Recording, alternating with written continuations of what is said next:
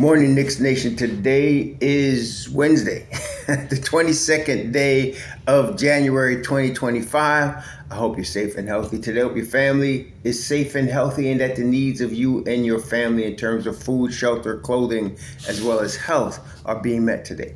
Blessings upon those that work in the healthcare field, along with the first responders who every day are trying their best to save lives, and those that pick up garbage, keep our places clean, and those that make deliveries such as mail, such as FedEx, UPS, for our convenience. Double blessings on the men and women out here trying to help rescue, deliver, and recover teenagers and children that are victims of child molestation and pedophilia. People helping those that are victims of pornography and child pornography, prostitution, child prostitution, human trafficking, and sex slavery.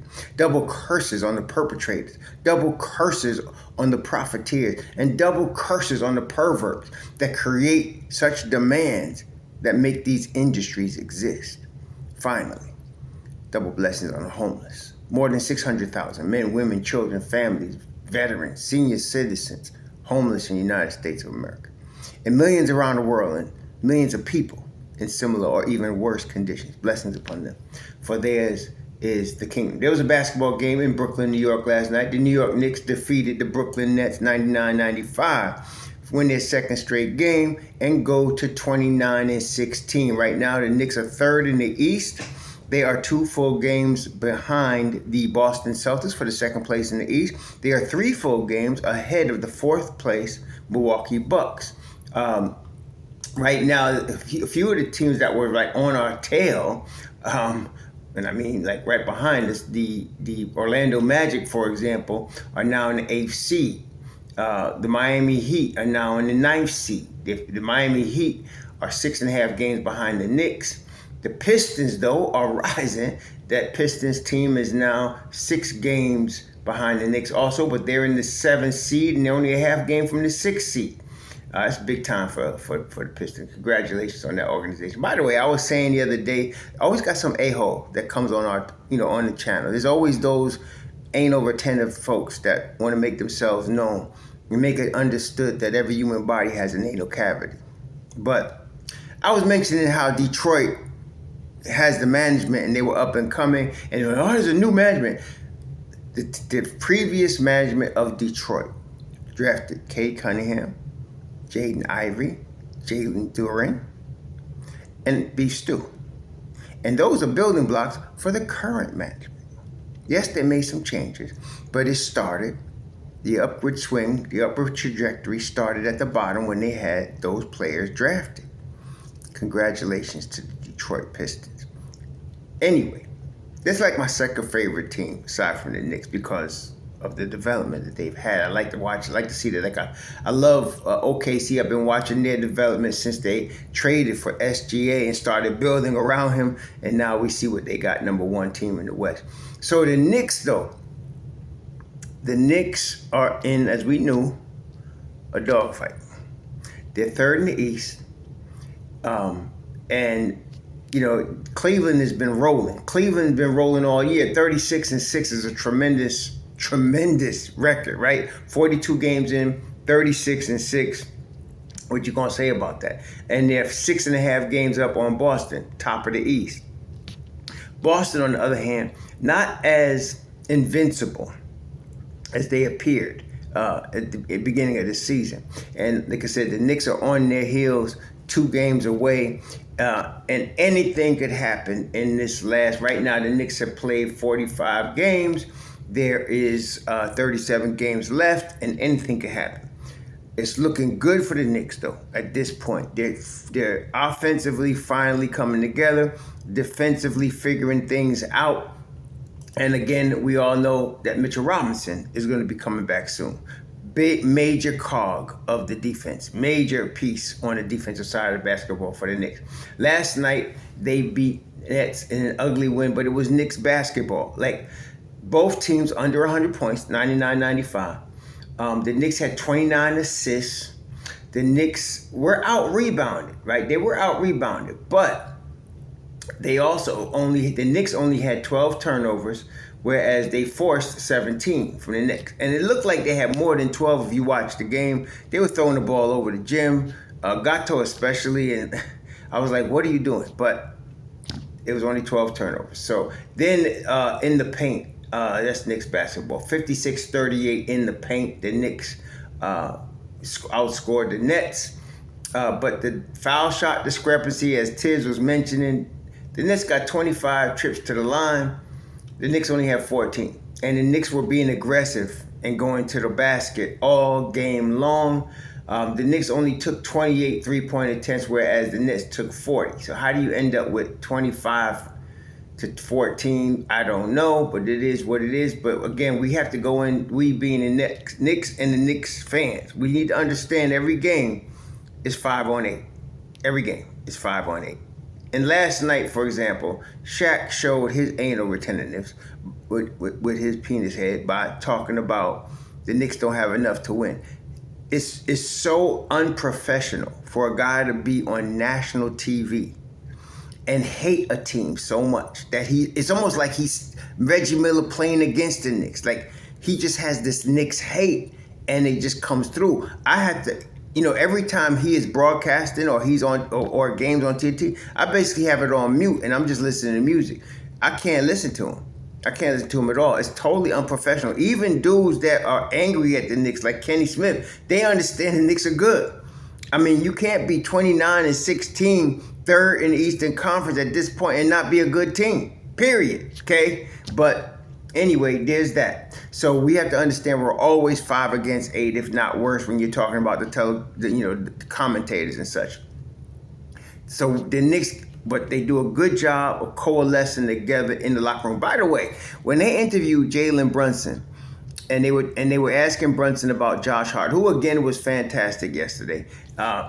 Charlie Hustle all over the floor, getting every loose ball. We need Jalen. But Josh Hart said something very interesting. He said, when Mitchell Robinson get back, I'll put my behind back on the bench. That's what he said. So we'll see what happens.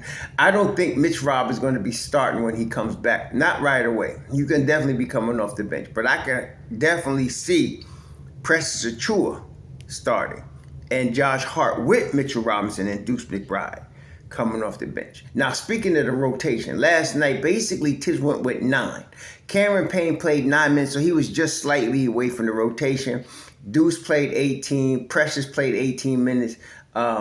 And the bench played well last night. They did. They played well last night. They ended up, as far as points, they ended up scoring 20 points, which is not great. But, hey, they really in there for defense. If you notice in the fourth quarter, we needed to stop. Tibbs subs out. Gato and Brunson puts in Deuce and Precious. They get the stop. That's what they're here for. Our bench is for defense. We're not playing. First of all, people keep comparing what the scoring is on the Knicks bench to the opponent. The Knicks bench is not playing the opponent's bench. The Knicks bench is trying to win the game, and their role is to stop the other team, and they do a great job of that. So, I don't understand. Well, I do understand, but it's easier to talk negative about the New York Knicks for people than it is to talk positively. And there's just a sickness out there. Like there's some people, you're third in the East, you're 29-16, and people are still complaining. Is what it is. Anyway, they got some days off now. And they got like today, tomorrow, Friday, and they were at home on Saturday night against the Sacramento Kings. Sometimes the Knicks do not play well with this much time off, but it's got to help any little aches and pains they may have to get these days off and get treatment and get worked on a little bit. I'm not sure about Gato's thumb in terms of if these days off are going to help him. He did say last night it's affecting his shooting, and we can see he was 0 for 3 from 3 last night, and he's a really good 3-point shooter, just legit. Not just for his size, just period. He's a legit 3-point threat. So he was 0 for 3, and he said he's been 1 for 9 in his last 9 attempts. So it is affecting his shot. But I have to also believe that he'll make an adjustment enough to compensate for that. So he's got a sprained thumb, and he's got basically a bone chip in his hand or in his thumb. So it's going to be there all season. It's not going to go away. It's going to be an off-season thing where it's got to be taken care of. But for now, it is what it is. He's gonna ball with it, and he can. I'm glad he is. Gato played a good game last night, man. 25 points, 16 boards, 5 on offensive end. And again, he was fouled like nobody's business. He had 6 assists, 2 blocks to go with that. Tremendous game. But he also, as I mentioned, he had 5 turnovers. He was throwing the ball all over the place. I was a couple of times like, what are you doing? But anyway, it's Gato, so he gets to get away with that. But it was 5 turnovers for him. He was plus 16 last night. Mikal Bridges, 10 points. He didn't score a lot, 3 of 12. He didn't shoot the ball well, but the defense was good. He played a little bit too many minutes to me. 34 minutes. I think somebody got carried away talking about, see, he reduced all their minutes and they played better. No, he didn't. He reduced Bridges' minutes and they played better. And I think that's a great strategy.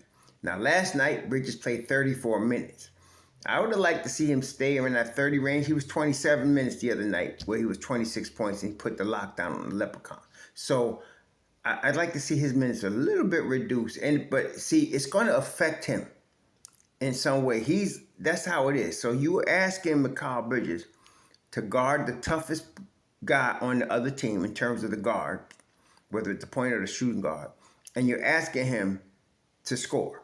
So that's a two-way player. That's going to take a lot of energy. So last night, it affected him on the offensive end. He shot 3 of 12. He shot 2 of 6 from the line, which is still not a bad percentage. He was 2 and 2 from the free throw line.